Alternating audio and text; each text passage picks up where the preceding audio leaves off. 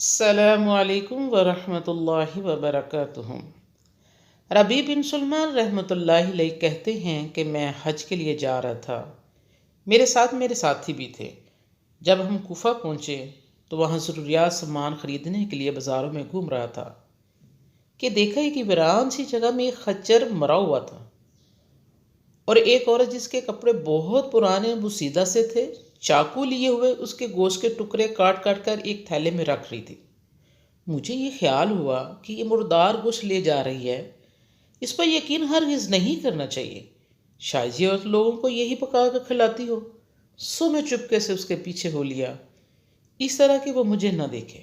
وہ عورت ایک بڑے مکان میں پہنچی جس کا دروازہ بھی بہت اونچا تھا۔ اس نے جا کر دروازہ کھٹکھٹایا، اندر سے آواز آئی، کون ہے؟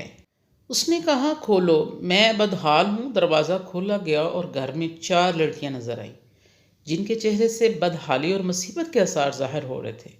وہ عورت اندر آ گئی اور تھیلا ان لڑکیوں کو دیا۔ میں دروازے کے درجوں سے جھانک رہا تھا۔ میں نے دیکھا اندر سے گھر بلکہ برباد اور خالی تھا۔ اس عورت نے روتے ہوئے لڑکیوں سے کہا، اس کو پکا لو اور اللہ کا شکر ادا کرو۔ وہ لڑکیاں گوشت کاٹ کاٹ کر اس کو آگ پر بھوننے لگی۔ مجھے بہت تکلیف ہوئی۔ میں نے باہر سے آواز دی، اے اللہ کی بندی، اللہ کے واسطے اس کو نہ کھا۔ وہ کہنے لگی، تو کون ہے؟ میں نے کہا، میں ایک پردیسی آدمی ہوں۔ اس نے جواب دیا، تو ہم سے کیا چاہتا ہے؟ 3 سال سے نہ ہمارا کوئی معین اور نہ کوئی مددگار۔ میں نے کہا، مجوسیوں کے ایک فرقہ کے سوا مردار کا کھانا کسی مذہب میں جائز نہیں۔ وہ کہنے لگی، ہم خاندانی نبوت کے شریف سید ہیں۔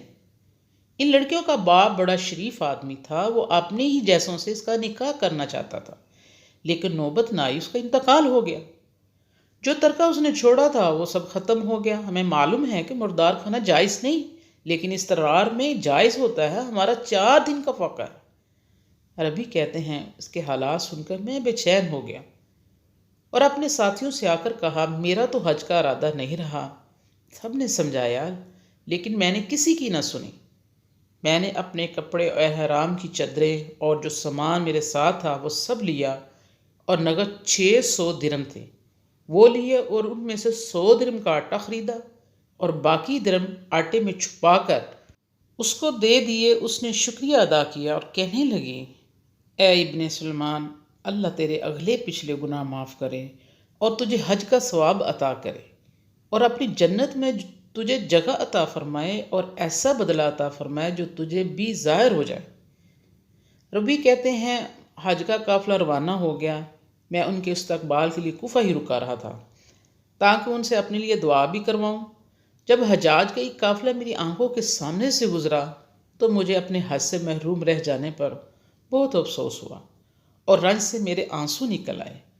جب میں ان سے ملا تو میں نے کہا، اللہ تعالیٰ تمہارا حج قبول کرے اور تمہارے اخراجات کا تمہیں بدلہ عطا فرمائے۔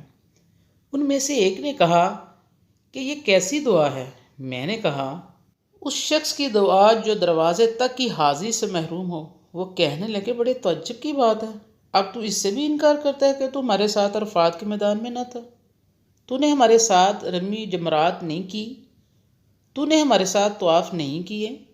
میں اپنے دل میں سوچنے لگا، یا اللہ، اللہ کا لطف ہے، اتنے ہی میں میرے شہر کے حاجیوں کا قافلہ آ گیا۔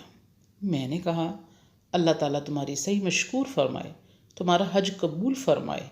وہ بھی کہنے لگے، تو ہمارے ساتھ عرفات میں نہیں تھا، رمی جمرات نہیں کی، تو نے ہمارے ساتھ تھا، اب تو انکار کر رہا ہے۔ ان میں سے ایک شخص آگے بڑھا اور کہنے لگا، بھائی انکار کیوں کرتے ہو؟ تم ہمارے ساتھ مکہ میں نہیں تھے یا مدینہ میں نہیں تھے؟ جب ہم قبر اطہر کی زیارت کر کے باب جبرائیل سے باہر کو آ رہے تھے، اس وقت اسدحان کی کثرت کی وجہ سے تم نے یہ تھیلی میرے پاس امانت رکھوائی تھی جس کی مہر پر لکھا ہوا ہے، جو ہم سے معاملہ کرتا ہے نفع کماتا ہے۔ اس نے کہا، یہ لو اپنی تھیلی واپس۔ ربی رحمۃ اللہ علیہ کہتے ہیں، میں نے اس تھیلی کو کبھی اس سے پہلے دیکھا ہی نہیں تھا۔ اس کو لے کر میں گھر واپس آیا، عشاء کی نماز پڑھی، اپنا وظیفہ پورا کیا، اسی سوچ میں جاگتا رہا کہ آخر یہ قصہ کیا ہے۔ اسی کشمکش میں آنکھ لگ گئی تو میں نے حضور صلی اللہ علیہ وآلہ وسلم کی خواب میں زیارت کی۔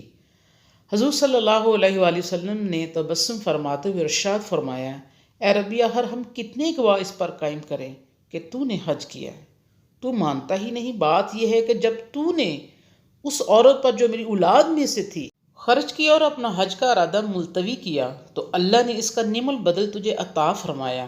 اللہ نے ایک فرشتہ تیری صورت میں بنا کر اس کو حکم دیا کہ وہ قیامت تک ہر سال تیری طرف سے حج کیا کرے، اور دنیا میں تجھے یہ عوض دیا گیا کہ 600 درم کے بدلے 600 دینار اشرفیاں عطا کیں۔